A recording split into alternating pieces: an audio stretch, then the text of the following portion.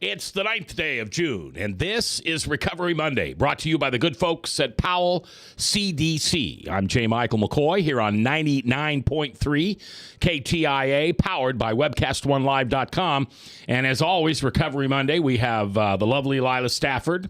And I don't know, Lila doesn't talk about this very often, but Lila was actually the model that the French used to do the Statue of Liberty.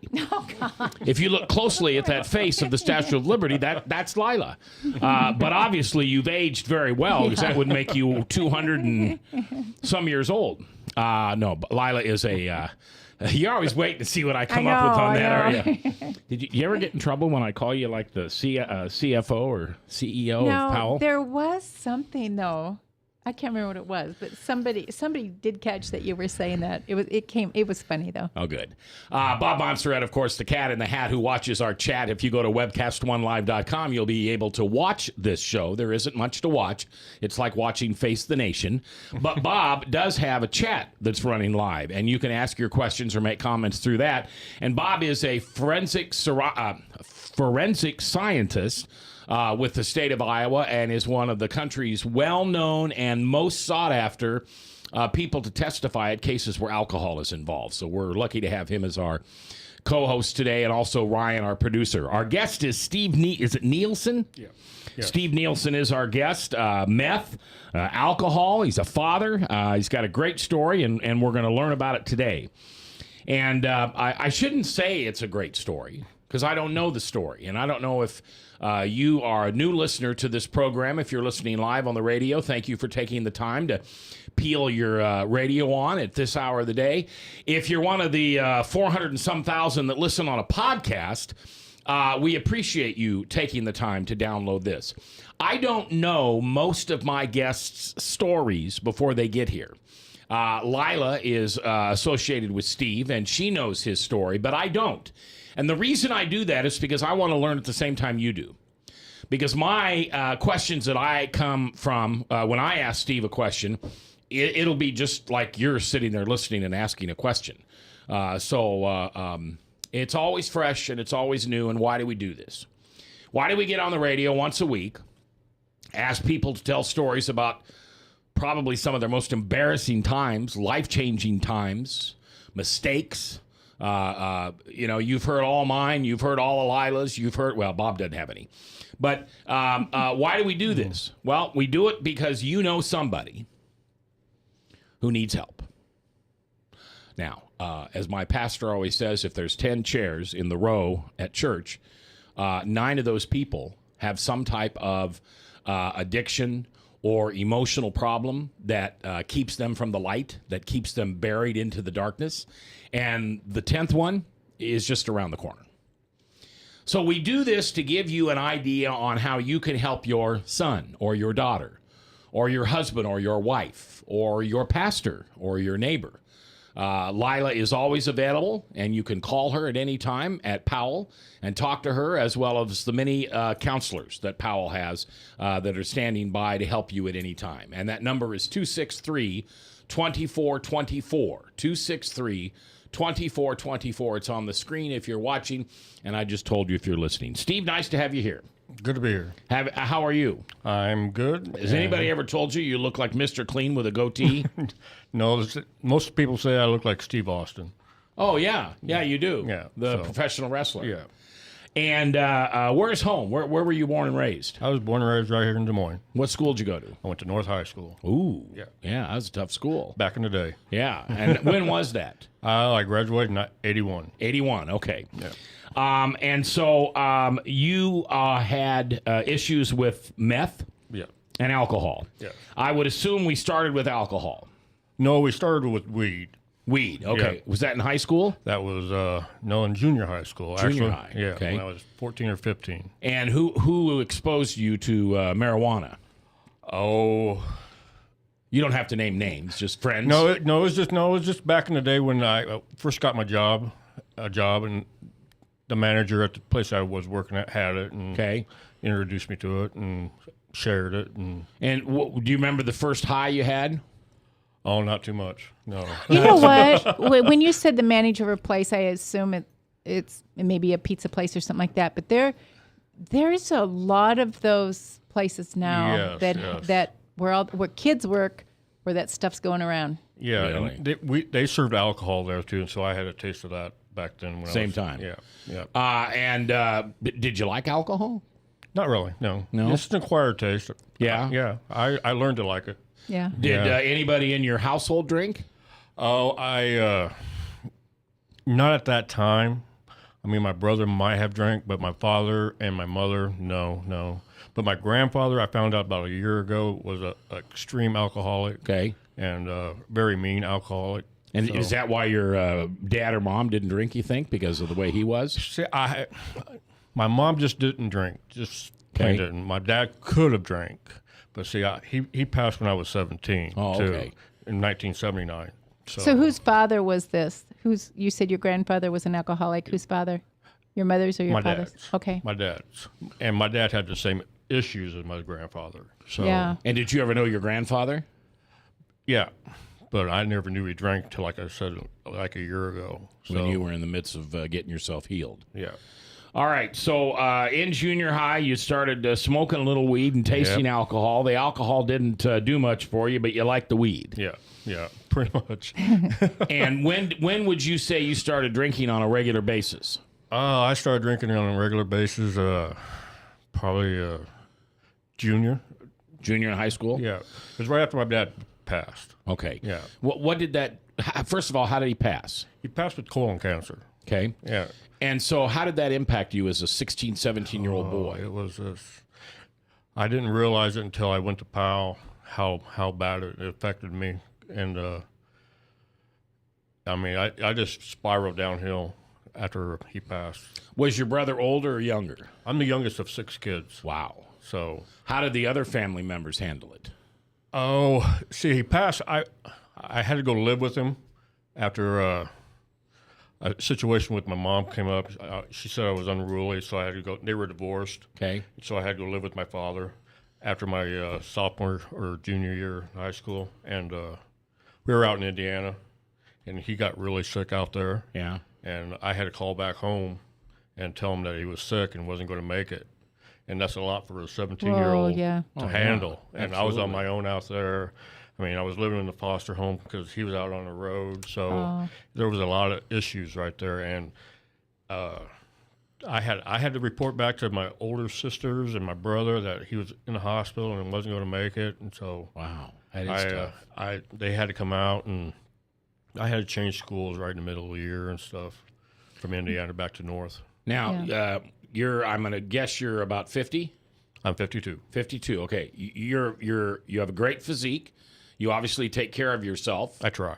You're a strong, muscular man. I try to be. I'm assuming you were the same in high school? What? Yeah. Football player or Yeah, something? I was a football player, track star, basketball, not so much, but baseball, all that. Right. And what happened to all those curricular things after your dad died? The sporting thing, it's a tough one. I was really getting into my football out at Indiana. I was getting to my peak, and he passed. So I came back here and just started diving into a little bit more drinking, a little bit more unruliness, and so it just kind of just faded away. When you said you moved back here after your father passed, yeah. Did you move in with your mother? Yeah. And were you still unruly? Oh yeah. Oh yeah. Yeah. It got even crazier. I mean, I was doing some things that people shouldn't do. Yeah. Yeah. I was just hanging around with a lot of kids that drank. We were just crazy teenagers back then, and it wasn't really bad back then, but some of the things we were doing were just, we weren't supposed to do it. And through treatment, you probably found out that you weren't the only one doing that stuff. No, and I found out because I have a therapist I see regularly, and he helped me through a lot of my emotional dealings and stuff like that, and why I was the way I was. Yeah. And because my father they divorced when I was 10, and I was actually sleeping on the couch when they finally had their final argument and decided to get divorced. And I was the youngest out of 6 and heard that. And it was just really hard on me. A lot of people don't realize that drinking is just the symptom. Right. And so when you get rid of that, then you have to get down to the real issues of Yeah. why you were drinking.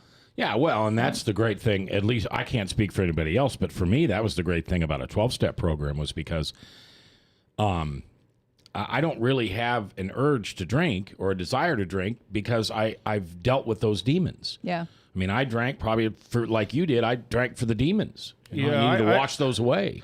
I drank a lot because of that, and I mean, I suffer from severe depression, and I'm better now. I take my medication and all that, but I mean, I was taking my medication with my alcohol and all that back then, and so it comes around that it just doesn't work that way. Yeah. It You're does. taking a depressant with a depressant, so Yeah.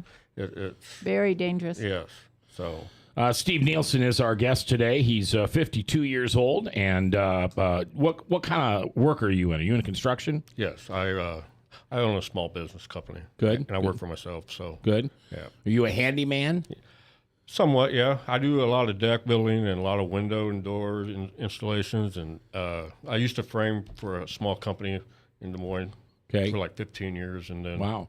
Well, because you said you were on Makeover yeah. when they did that house Yeah, up north. we actually helped with all the walls for it. We built it because Visor Lumber was one of the companies that was involved Yeah. in it, and I used to work for them, and their framing part of it. Yeah. And it was a pretty big event. Good. So, yeah. Well, good. Congratulations. That was fun. So your dad passes away. You're 17 years old. You come back and live with your mother. You're raised in holy heck out on the street. Did you graduate from high school? Yes, I did. Yeah. All right. Yes. And then what?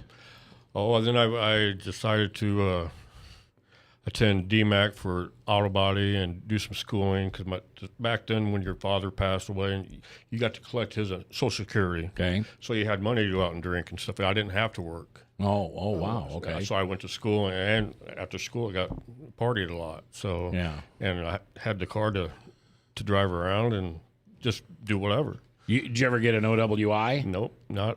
I mean, I deserved one. Yeah, sure. but I've been close. Did you ever get in legal trouble because of your drinking or drug using? Yes, yeah. At the end of my drug use, I did get in trouble. I was crossing state lines with some meth, and they frown upon that. Yeah, they frown upon taking meth anyway. Yeah. Yeah. So did you do some jail time? Oh, it was down in Oklahoma where they pulled us over and put us in jail, and then I decided I wouldn't go to my court appearances, so they kind of hunted you down and wanted to go to that. Yeah, they have a tendency of doing that. Yeah, so they came up here and got me, and they hauled me back down there. I had to serve a big fine, and that's actually when I first met my stepdad.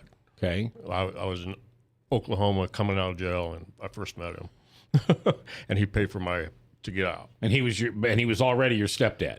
Yeah, but I had never met him. Well, that was pretty nice of him. Yeah. Because when I was using meth, I kind of fell off the grid, and just I didn't talk to any of my families for over 5 years, and I just was out there. I mean, it was It happens. You know, it was a difficult situation, and I just thought better of it, and they took me all back in after 5 years. So, yeah. Do you think that they were not available to you emotionally when your dad died because they were all older? Yeah, that was a lot of it because I mean I didn't even cry for my dad until a year after I got sober. And, Wow. And I spent some time at his grave, and he was buried down in Leon. Okay. I still get kind of emotional about this Yeah. one, but I mean I didn't know him very well, but I know he had a good heart, but he was a mean person after I found that out. Yeah. And I spent like 3 hours at his gravesite and wrote him a letter Oh, that's awesome. and explained everything in the letter. And We'll talk about that when we come back with Steve. That's part of the amend process. And yes, we do write letters to people who have passed on because it does help give us closure. Steve Nielson is our guest, a very special guest, and we'll continue with this edition of Recovery Monday in just a minute, right here live on 99.3 KTIA, Iowa. A father who is headed toward another heart attack.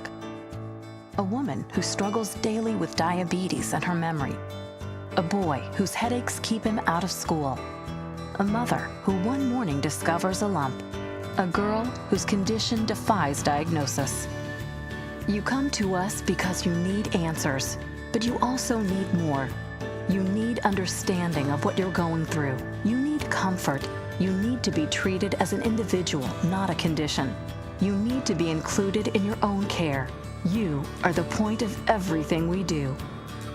That's why we're changing to Unity Point Health. It's a model of care that will help us work better together, where the physician who knows you best takes the lead, coordinating your care through every step, from the hospital to specialists to rehabilitation to health services in the home and in the community, to making sure the treatments are effective. By working as a team, we surround you with care, helping you manage your health and your conditions, guiding you to making better choices and living a healthier life. The point of Unity is you. Unity Point Health. Hey, psst. Let me let you in on a little secret. You ready? Always try to do business with people, not places, especially if you seek honest Christian business people. And when it comes to my car, I really need to trust who's working on it. Now, my family is so blessed. A few years ago, we found a family-owned automobile repair shop that operates as a Christian business also. Open, honest, reliable, trustworthy. It's AMCO on Hickman Road in front of Kmart, and it's a family-owned Christian operating business. This family treats your car as if it was their car. Everything from oil changes to transmission repair and everything in between. So the next time you feel the need to be at peace with your choice of who you can trust with your car, give AMCO on Hickman a chance to serve you. And tell them Max sent you.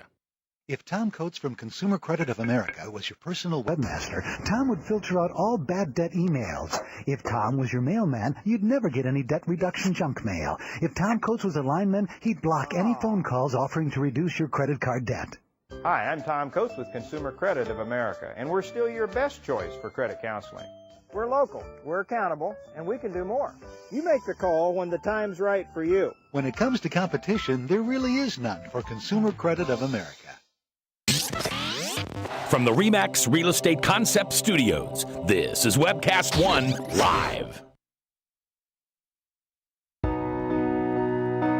21 minutes after the hour, excuse me, on this 9th day of June, on the Lord's year 2014. I'm J. Michael McCoy. We were talking earlier, and it was 1 year ago today that we lost Jim Zabel. Yeah. The famous, love it, I love it, I love it. 1 year ago Let's today. go bowling. That's what I remember him for. Let's go bowling. The bowling with the bear. There you go. Remember? All right, Bob Montserrat, the Cat in the Hat, is watching the chat along with Miss Lila Stafford. Ryan's producing. I'm J. Michael McCoy, and if I haven't told you lately, thanks for listening. I love this job. Couldn't do it without you. We're on Recovery Monday, brought to you by the good folks down at Powell CDC. And just know you know someone who can help someone that you love, who is fighting with life's hurts, habits, and hang-ups, addictions. You know someone. You know Lila. You know me. Okay? You can't sit there and wring your hands on a late night when the moon is up and the sun is down because your son or your daughter or your husband or your wife or somebody that you care about is having a terrible addiction problem and you don't know what to do about it. Just call us. Call Powell, 263-2424. 263-2424. Call Lila. Call me. Call somebody. You do have an outlet. And if you choose to not do that and that's your excuse, well, we call you a codependent. It means that you're helping them. And I know you don't like to hear that. I hope you just didn't shut off the radio. But if you don't do something about someone who's suffering from addiction, you're doing something, and that's called nothing. And you say, I don't know what to do. Well, I just told you what to do. Call Lila, call me, call Powell. We're trying to help you understand that you do have somebody there to help you. And you don't have to be embarrassed. You know, you don't have to be embarrassed if you're the wife of a man who drinks too much, because you should have stopped it a long time ago. You don't have to be embarrassed by that. We could line up story after story after story. And if you listen to this program every week, you hear story after story after story of people whose kids, whose spouses, whose pastors, best friends are struggling with this. Guys, this is a disease, okay? This is not, alcoholism isn't something that people do because they drink too much. There's a lot of people who suffer from alcoholism who haven't had a drink in a long, long time. Would you say you still suffer from alcoholism? Yeah. I do. I have all the character. The ism part. Yeah, the ism. I mean, I haven't had a drink in a long time. You haven't had a drink in 27? 28. 28 years. But yet life is still crazy, and we got to live life on life's terms. My thinking can get crazy really quick. Yeah. Really quick. Yeah. And remember that person who is just nuts in your life, they're probably in a lot of pain. Hurt people hurt people. And now you do have a door, a hallway, an avenue you can open. And that's those of us here at Recovery Monday in Powell, CDC. Steve Nielson is my guest today.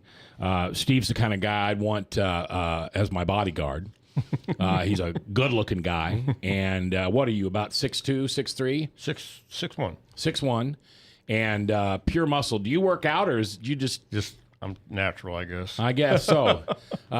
Steve Austin is what some people say he looks like. I'm old, so I say he looks like Mr. Clean. Okay. Or the Jolly Green Giant. No. No, he's better looking than The that. Jolly Green Giant. Well, he's not green. That helps. No.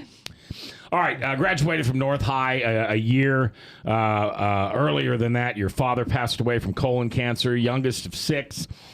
Started smoking some weed in junior high, started drinking a little bit in senior high. And and you've been sober for, what'd you say, 6 years? Yep. 5508, so yep. just a little longer than 6 years. Yep. Congratulations, by the way. People have no idea, unless you know someone who's been through a program and gotten sober, you have no idea how big a deal that is. Steve can probably remember his belly button birthday, which is the day his mother gave birth to him, but he'll never forget 5508, because that's the day we get on our knees, we surrender to the God of our understanding, and then we say, I need help. And I'm no longer going to try to do this because everything I've done, look where it got me. So obviously my thinking isn't very good. It's stinking thinking. And it's tattooed on my arm. What is? My sobriety date. It is where? Oh, wow, it is. Now, what does it say above that? I got this saying from Gary down at Powell, and it says, man takes a drink, drink takes a drink, drink takes the man. Yeah. Mm. Yeah. Yeah. All right, so tell me, I mean, I can imagine, tell me what kind of drunk you were. Were you a mad drunk? Were you a happy drunk? Were you an angry drunk? Were you a... I could have been all of them. Okay. I mean, but most of the time I was just a blackout drinker. So okay. I usually stayed pretty even kill until somebody gave me that one look where you just didn't want to be looked at in that direction. So, and then I usually get mean or mad and that kind of thing. So it was, I rarely got in a fight. Okay. But I had a few fights. What kind of dummy would get into a fight with you? I don't another, imagine you lost very many. Another drunk. Okay. Yeah. Another drunk would. Yeah. Now, you have a child? Yes. He's his name is Anthony.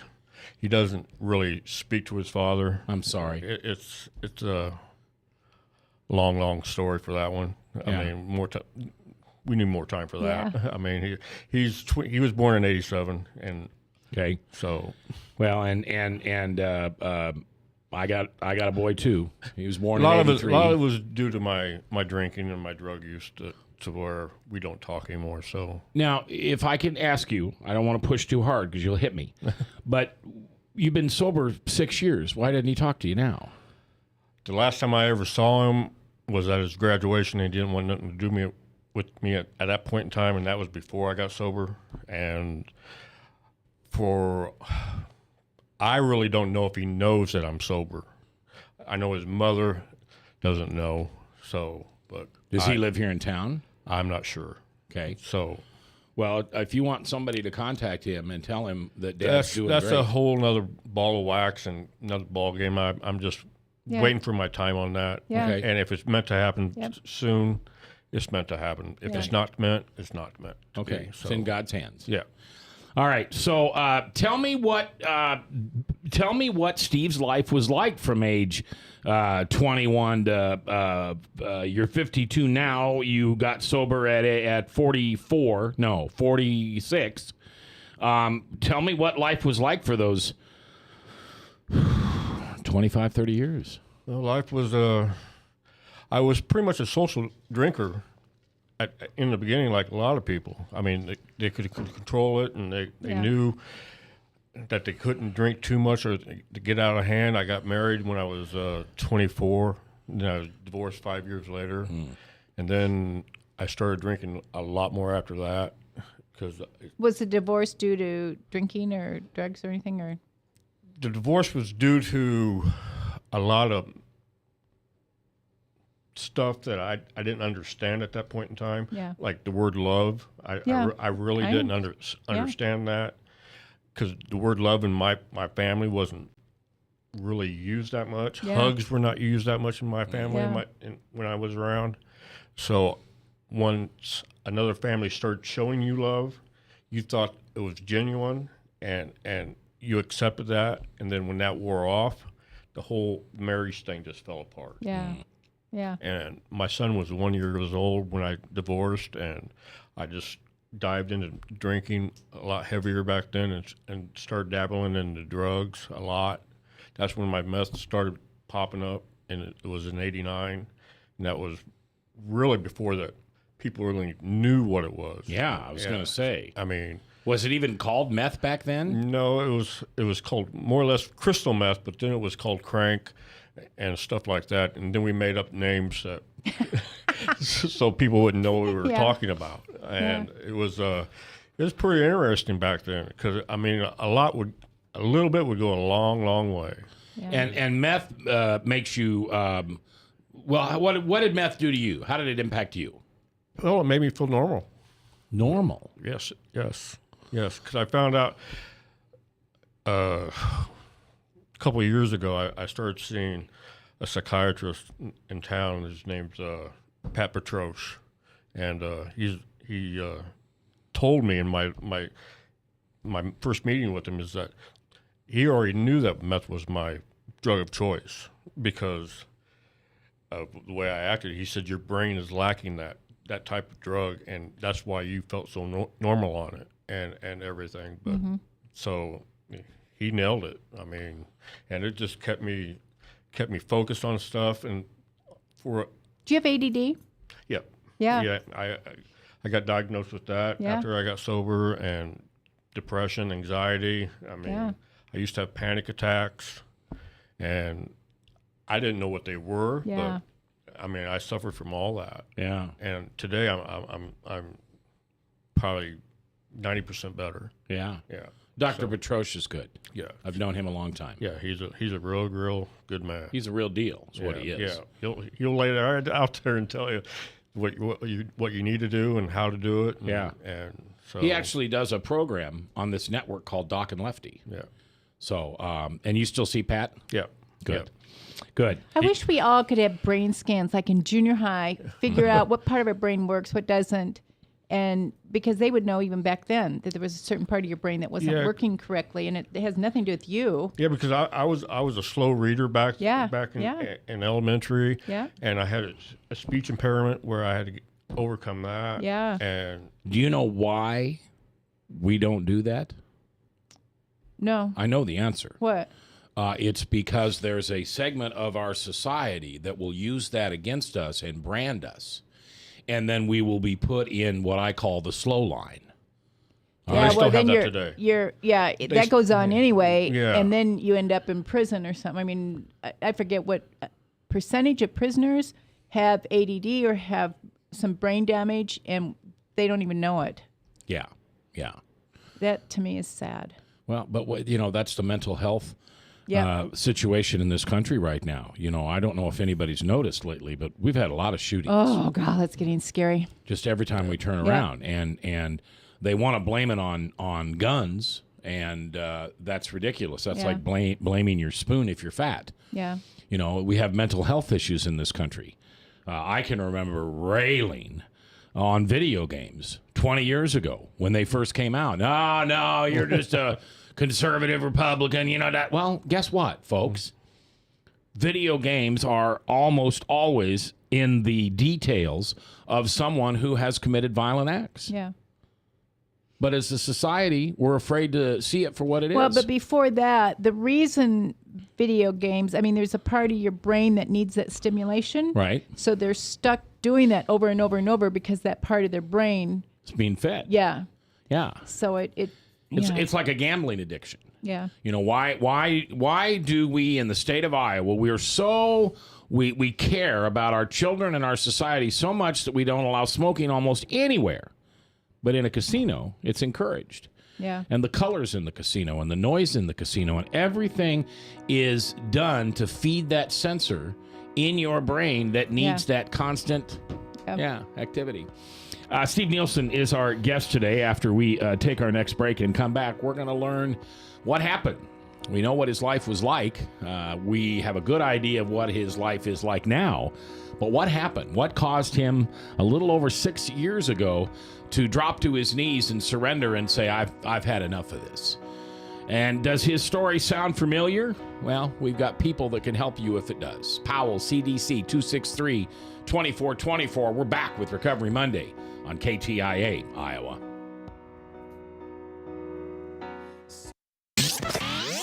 From the RE/MAX Real Estate Concept Studios, this is Webcast One Live. I'm Brian Leach, owner and general manager of Service Legends. I brought along a couple of the home comfort heroes. Hi, I'm Tammy Wells. I am Nick Wondershide. I am administrative manager. I am the senior technician from Service Legends. It seems like every good thing, when you feel it to the bone that it's good, there's a lot of hard work put behind it. I don't think that you can fake it and have it turn out good. If we seem like, okay, that's just weird, it's just a furnace, why would you believe so deeply in a furnace? It's not just that, we want to show the world that you can have good service. Yeah, it's got to be, it's your home. It's built into our daily trainings, it's built into our culture, that we're going to do whatever it takes to have each client say they love us, period. That's why we spend all the hours in the training that we do. And if we guarantee it's going to be a good experience for you, or else it's free, what type of work do you think we're going to do? There is a guarantee. Temperature selection guarantee, fixed right or it's free guarantee, comfort guarantee, best value guarantee. All of these guarantees hold us accountable to ensuring that we exceed your expectations. And if for whatever reason we'd fail and we can't make it right, we guarantee all of those guarantees with a 100% money back guarantee. If you don't think that your technician can fix it right, are you going to say that to a client? No. You don't have to worry about having a technician come to your house. We drug test, background check all of our team members. We put safe people in your home. Each and every one of our service techs, 400 hours a year in training. You tell it the minute they walk in the door. They know what they're doing, they've done their homework, and they actually truly care about what you want. Because at the end of the day, you're the person that makes sure I have a job. They're going to be listening. They're going to want to know what your challenges are. Then they're going to come and give you options, and you get to choose. If I'm there to help and I make it easy and painless, I did my job right that day. Well, when it comes to your comfort, safety, and your family, you don't necessarily go buy the most expensive, but you get the most bang for your buck. Oh, it's worth it, because there's a lot of people that will find a way to get it to work right now and then leave and then come back, charge you again, and the cycle just repeats itself. So when I'm out there looking at the furnace, I want to find why it failed today. How can we change the part today with something that you're not going to have to worry about? Is it worth changing the part today? You can put a lot of money into a furnace. I can fix parts all day. There's good job security in that for me, but is it the right thing for you? I get a lot of the phone calls of after the technicians are there. They're just in awe. They're like, wow, you guys are great. I don't even know what to say. You guys are great. Everything you did was perfect. It was great. Keep going, though. I like this. Just give us a try. I'm going to take all the risk. I've got the time to make this right. I've got the support to make it right. Just check us out. And if you don't see the value in what we do, I mean, fixed right or it's free or 100% money back. enough said.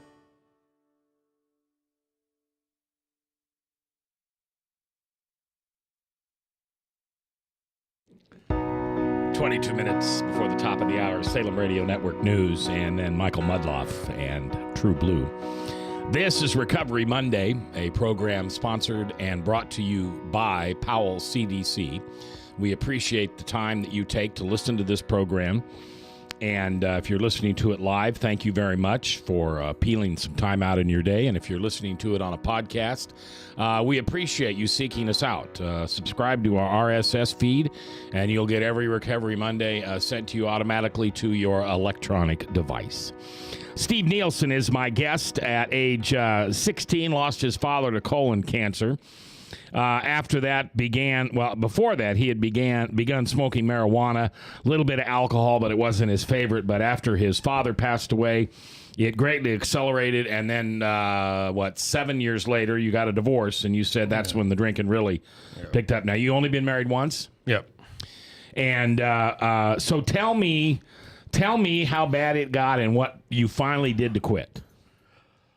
Oh, I quit meth back in '98. Just cold turkey, just quit and just got off it. Okay. And so then my drinking even picked up even more.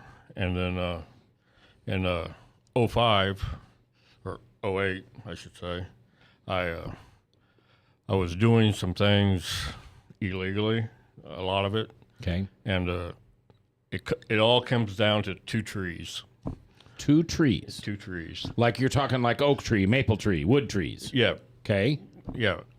Yearlings, the new ones that are in the pod. Okay. Okay.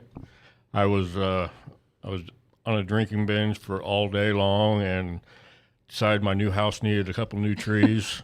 So I pulled up to a development and just picked two trees up and took them home with me. I've always wondered if people did that. And you shouldn't do it if you're driving a shiny truck and it's loud and it has shiny wheels and personalized plates. Okay.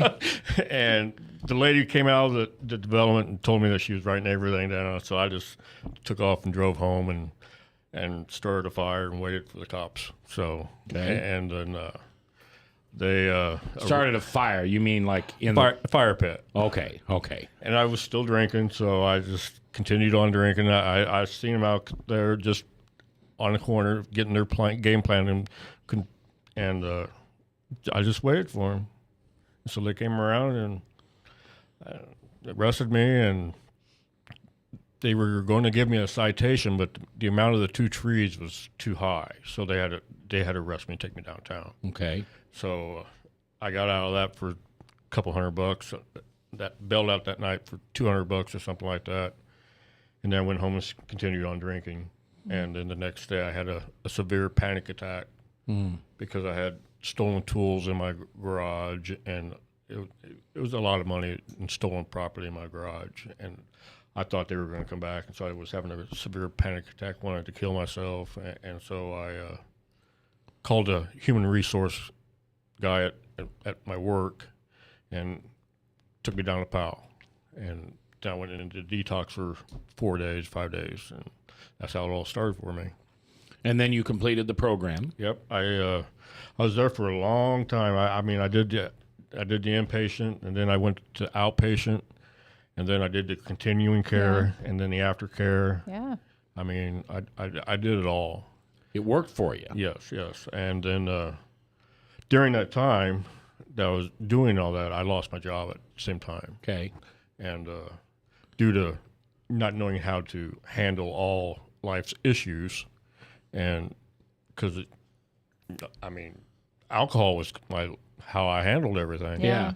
And when you take that away, I had to figure out how to handle disappointment and work situations and all that, and money situations and all that, because I really didn't care about it too much when I was drinking, because I was a case a night drinker. Wow. So just beer? Yeah. I like my Jack a little bit. Okay, that goes good with beer. Yeah, and so that's what really kicks it all in high gear for me was Jack Daniels. Okay, and that kind of thing. That's when I started getting to the level where I'd black out and stuff like that. So you get out of Powell, yeah, and you're clean and sober for the first time since you were 15 years old. Yeah. Did you have a sponsor by chance back then? I had a couple temporary ones. Mm-hmm. I had trouble finding a sponsor. Wayne is I think my fourth sponsor in 6 years, but I've had Wayne for like 3 years. Mm-hmm. So we work out well together. And why didn't the other sponsors work out for you? Well, the first couple were just temporary ones. I was just trying it out and see if it was a good match. Then I found another one, and I actually started working the steps with him. And he had 14 years sobriety. He was a biker. Mm-hmm. I mean, we connected on a lot of different levels, and I was still struggling with a lot of issues. Mm-hmm. And one day I called him and he said, "Well, Steve, if you want to go out and drink, just go out and drink." I said, "Well, I don't want to go out and drink. I'm just struggling with some stuff, and I'm turning to you to help." And so I decided to fire him at that point in time. I think I would too. Yeah. And then the search was yeah, on. because it sounds like you needed help with life. Yeah, I needed some guidance on how to handle a lot of tough issues. Yeah. And he was not willing to do that. Yeah. So and Wayne is willing to sit there and listen to what I'm going through. Yeah. Because me and Wayne are like two bookends. I mean, we go through the same stuff and a lot of the same stuff. And your psychiatrist helps a lot too. Yes. How long have you seen him? I have a therapist and a psychiatrist. Okay. The psychiatrist, he handles all my medications. Okay. My therapist handles all my issues. Emotional. Okay. Yeah. And stuff. So I've been seeing both of them for 5 years. Good. And how is life different for you now that you're sober and not using? Oh, it's a lot different. I get to make my own decisions and just live clean, happy, clean and sober. I mean, I'm a lot better off. I'm a lot happier. I mean, I've had my issues where I've had breakups with women, and I believe that I'm kind of stopping right there for some reason. I'm stuck. Okay, that's fine. But all right. But you're able to get through it. That's what you're saying. A lot easier nowadays. Yeah. I don't hold on to my anger. Yeah. Okay. I don't hold on to my depression about the situation. I just move on. Yeah. And I never used to move on. It used to take me months and months to move on past a situation. Yeah. Resentments would really build up. Yeah. So I think it helps to have people to talk to, people that understand you, and if you're on the right medication, if you have depression or anxiety, you have the right medication. All of that comes into play. Would you say you're a man of faith? See, I came from a real religious home, and so I kind of I believe in the God situation and all that, and I'm just more spiritual than I'm religious these days. I mean, I have a couple sisters that are really religious, and I kind of back away from it. I just believe in a higher power, and He guides me through my situations throughout my day. Good. And that kind of thing. Good. Because a year ago, on June 7th, my mom passed away. Oh, I'm sorry. And that was a real tough time for me to get through. Yeah. Because she just fell and broke her hip. And when you're 82, 84, you don't recover from that. Yeah. And she passed real sudden on that. And you weren't expecting it. Yeah, and I was on my way down there and never got to be by her bedside because she passed when I was on the road. And that was the closest time I ever wanted to go back to drinking. Yeah. And there were 3 people that saved me from that, and they were all in the program. And one was my therapist, one was my sponsor, and one was another person in the program. That's awesome. And Nice that you had someone to talk to. And they picked me up from that. Steve Nielson is our guest, 6 years sober. And when we come back, one of the things that he decided he would do after you quit drinking, right? Go to work for a carnival and hear a little bit about that and what his life was like there, and still stayed sober. Yeah. That's amazing. That's awesome. We're coming back. Recovery Monday brought to you by Powell CDC here on KTIA, Iowa, powered by webcast1live.com. A father who is headed toward another heart attack. A woman who struggles daily with diabetes and her memory. A boy whose headaches keep him out of school. A mother who one morning discovers a lump. A girl whose condition defies diagnosis. You come to us because you need answers, but you also need more. You need understanding of what you're going through. You need comfort. You need to be treated as an individual, not a condition. You need to be included in your own care. You are the point of everything we do. That's why we're changing to Unity Point Health. It's a model of care that will help us work better together, where the physician who knows you best takes the lead, coordinating your care through every step, from the hospital to specialists to rehabilitation to health services in the home and in the community, to making sure the treatments are effective. By working as a team, we surround you with care, helping you manage your health and your conditions, guiding you to making better choices and living a healthier life. The point of Unity is you. Unity Point Health. Hey, what's wrong? Logan wants Let's Rock Elmo for his birthday, but since Steve lost his job, I don't think we can afford it. What did you do for money last year when you and John were struggling to make ends meet? My secret? I went to Me and Mommy to Be. We sold all of Megan and Ryan's clothes and toys there. They give back the highest percentage on their items in the area, and it was so easy. Megan's clothes? She's 15. Yes, they can sign newborn through trendy teens. We're not struggling now, but I'm gonna keep saving and making money at Me and Mommy to Be. From the RE/MAX Real Estate Concept Studios, this is Webcast One Live. 10 minutes before the top Salem Radio Network. Blah, blah, blah, blah. I talk for a living. Salem Radio Network news at the top of the hour. And then Michael Mudloff along with Chris Roloff on True Blue. Lila Stafford in the house along with Bob Montserrat. Ryan is producing, and I'm J. Michael McCoy. If I haven't told you lately, thanks for listening.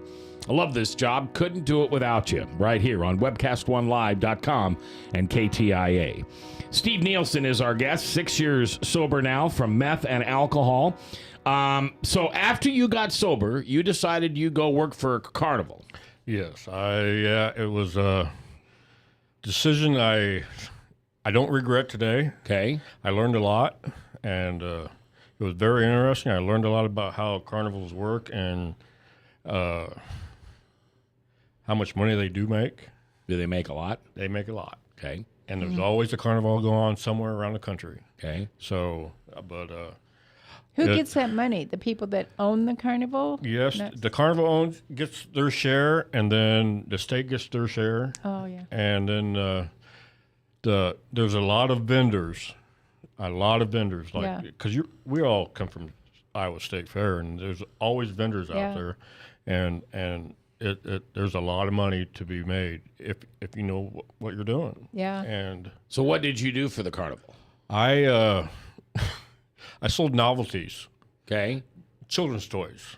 Okay. You know, all the goofy hats and the balloons and all that.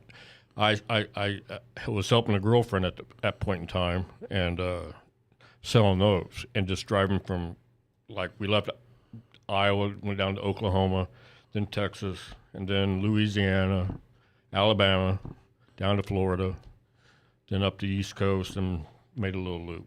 And so where'd you stay? In hotels. Okay. I pretty much lived out of a suitcase for 2 years. Yeah. Yeah. And it was fun, but then it got to be a little more because the girlfriend was an alcoholic and not recovering, and then I was missing meetings. I was going That's what I without was meetings. going to ask you if you. I was going without meetings for 3 or 4 months at a time, and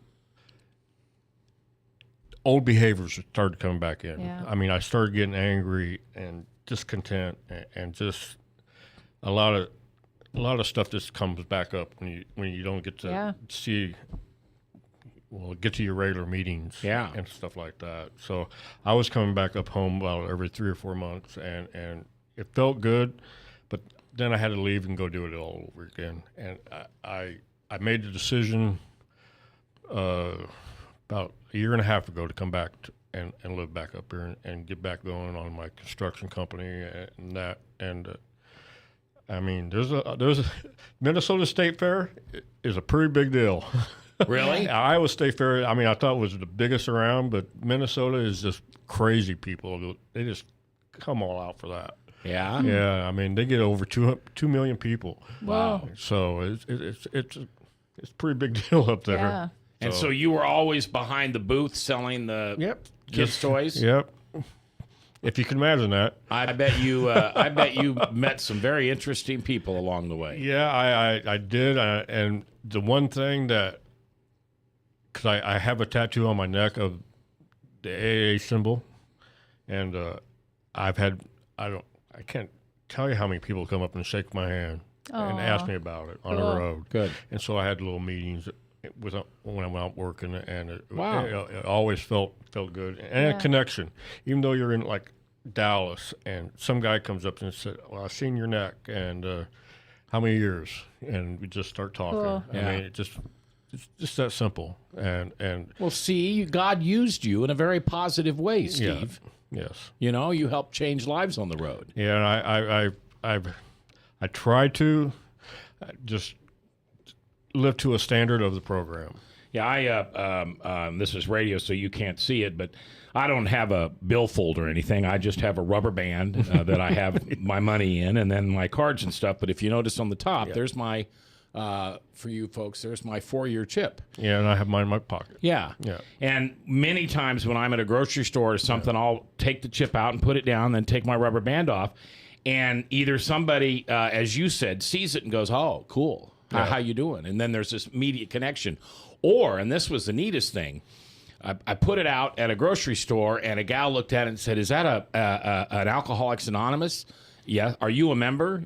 "Yeah." "Do you go to meetings?" And I said, "Yeah, about 6 a week."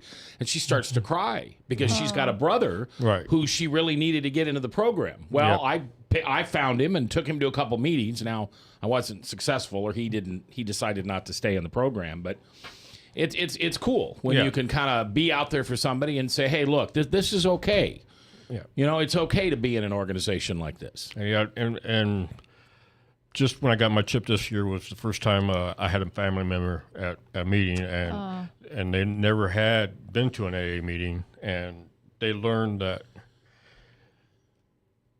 it's very organized, and it's very sincere, and everybody cares about everybody, and it's just immediate connection, and that's my AA family. So, and I've always told my friends and everybody, I just wish you'd go to one meeting with me, because I think if you went to one, you'd come to more. Yeah, because I have a nephew that's alcoholic, and he's starting to go to meetings, and then I have a brother-in-law that knows he's an alcoholic, but just doesn't want to help. Yeah. Yeah. So he's happy in his life. I have that a way. whole family of those.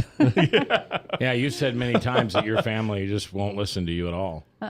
And we're going to a big wedding this weekend. Are you? Yeah, it'll be good a big luck. blowout. Yeah. Oh, well, here you go.